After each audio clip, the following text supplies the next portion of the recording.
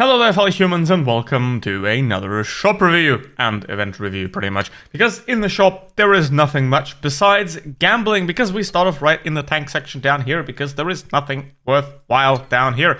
We got the Rampanzer, which isn't worth that much gold. You got the 5A, which is never worth anything really. The Brothers-in-Arms, obviously they're low tier cheap vehicles that you can sell for gold. In the case of the M3 Light and the Panzer 38, you can't even sell the T14 for gold. It is, however, a quite interesting tier 5, so if you want to collect those tanks, sure, go ahead. Su-85I, again, it's a tier 5. If you care to collect the vehicle, then go ahead, but don't care about it otherwise. And the T95 E6 is nowhere near worth 8,500 whatsoever. There are better ways to obtain ×5 boosters. Right here, now the Raging Onslaught is pretty much two of the worst tanks in the entire game at tier 8. The VK168 and the Panther 88, just stay away from that at all times. And the Glory Hunter as well, the Skoda T6 was available for free at some point, so I would not recommend that. And the Object 274A does not make any sense when the Object 590 exists, so there's zero reason to ever pick up a bundle like this one. And the rest of the shop is very much also the same. You also have the ID cards here for the Waffen F1 event, which is obviously pay-to-win trash that you don't really get anything out of. You also have a lot of containers and draws and nothing really of value outside of that. There is the Alpha Prayer certificate, which isn't all that great because you're going to end up with a random tier 10. And the bad thing of gambling is that even if you win, you could still lose, because if you, for example, don't like tank destroyers, but you get a tank destroyer from the crate, you're just lost anyway despite having won, so don't do that. Obviously the boxes here are still somewhat worth it if you need a lot of gold that lasts you for pretty much throughout the year. This is the best way to pick that up, so that's what I would recommend doing. Obviously the snow globes aren't a good investment in that regard whatsoever, because 60 euros for possibly 2 tier 7s isn't really all that great, so nothing much of value there. So with that said, we're gonna go down to the crate section, where you should definitely open your free containers, because I mean they're all free and they cost you nothing except the temptation of paid gambling, which you should never succumb to, because most of this right here is terrible.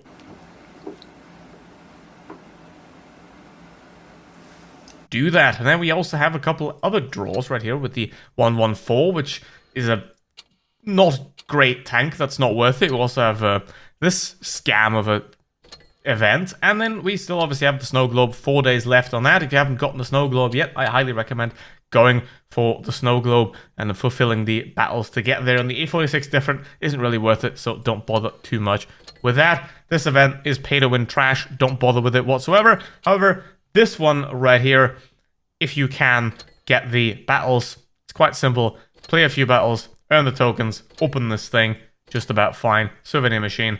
There are some tanks in here, but the drop chance for that is extremely low, so don't expect anything to happen here. So, bit disappointing end to the year, but that is pretty much the direction that Blitz is heading into. So because there's really nothing better to find, let's do a battle in the WZ1115A. So, here's the thing.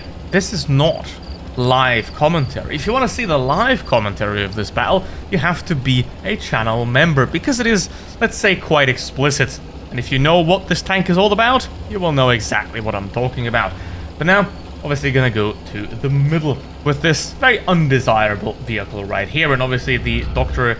Diddle Respect camouflage right here, appropriate for the vehicle. Now, you want to go to the middle and use the gun depression here in this position. A vehicle like this doesn't really work too well in the city. It can't side scrape, and sure, it does have alpha damage, but it doesn't have the armor. So playing a spot like this is still going to work out quite well. Obviously, if you did obtain the Concept 1B through the auction for relatively cheap, which is very nice, then there is absolutely zero reason to ever own this vehicle in the first place, because the Concept 1B is just better.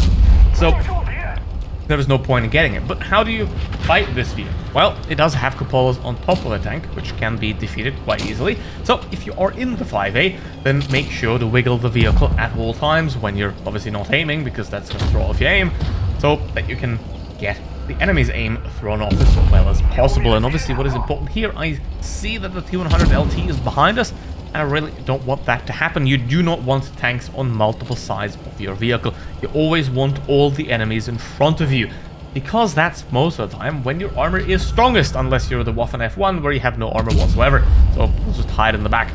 So that is what you want to do, especially in a situation like this where it is currently 4 versus 5, right? That disadvantage, you want to preserve your hit points, you want to see where can you get opportunity to take out lone tanks here and there.